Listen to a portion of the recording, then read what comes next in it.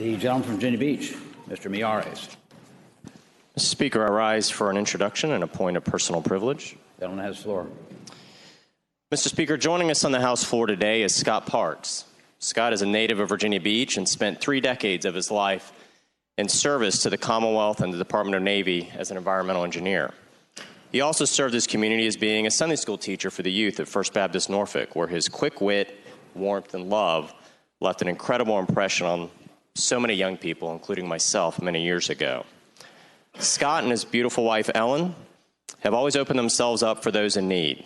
They adopted a teenage boy, Terrio Weathers, whose father was incarcerated and was on the streets, and they brought him in their own home, raised him as their own. Just graduated from VCU.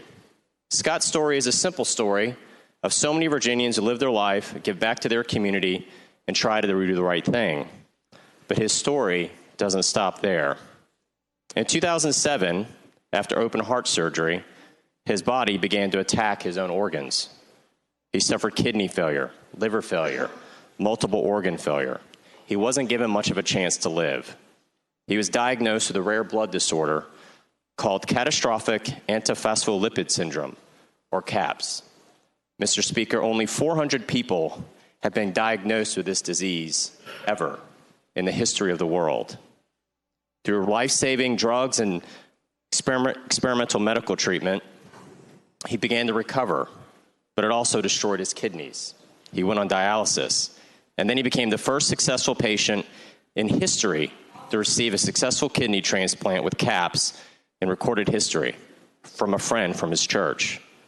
The medical world was astounded, but not Scott, nor his family, which is joining us here today in the gallery, because of their faith in God and belief that love truly can conquer all. The doctors didn't give Scott much hope, and yet Scott never lost hope. He recovered from this initial setback and thought his life was going to start to get back to normal.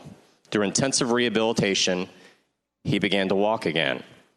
And then he got a phone call, which is how Scott was introduced to the rest of the world. There was a call from the ACC, inviting him to come down to the ACC basketball tournament and attempt a $1 million prize half-court shot in the middle of the Duke-Notre Dame game. Scott was pretty weak, but his inspiration is Jimmy Valvano, and he vowed never to give up. Scott made the attempt. Needless to say, Mr. Speaker, he would not have made the House basketball team.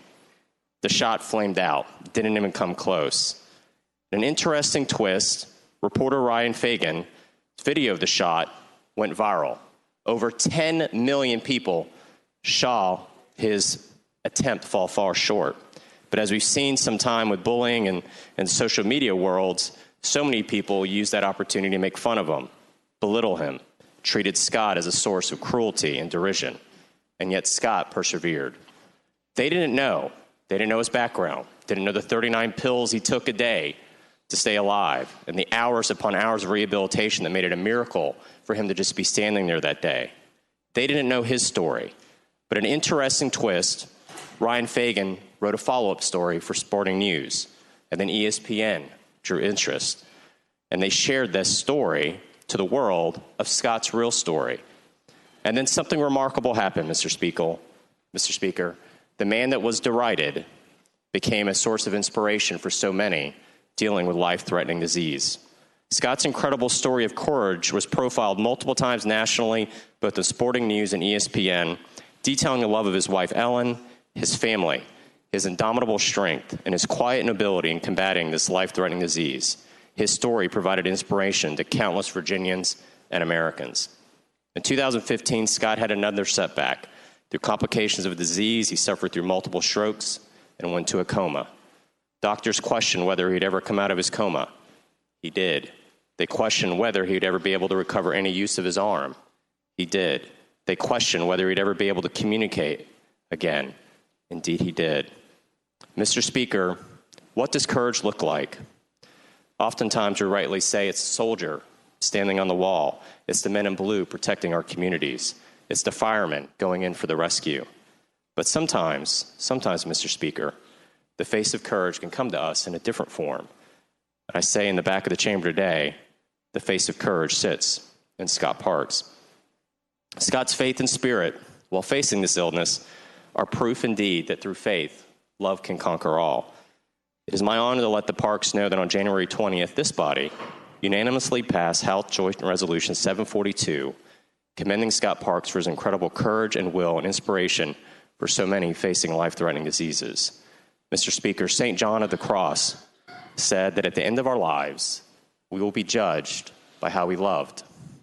Scott Parks has fought well, he has lived well, and indeed, he has loved well.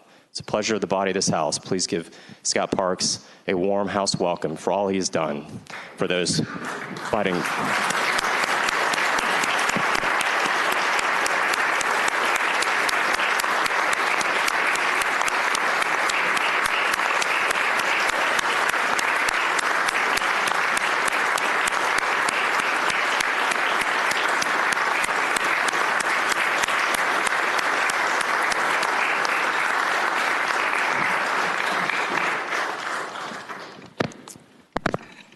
We are honored to have you visit with us today.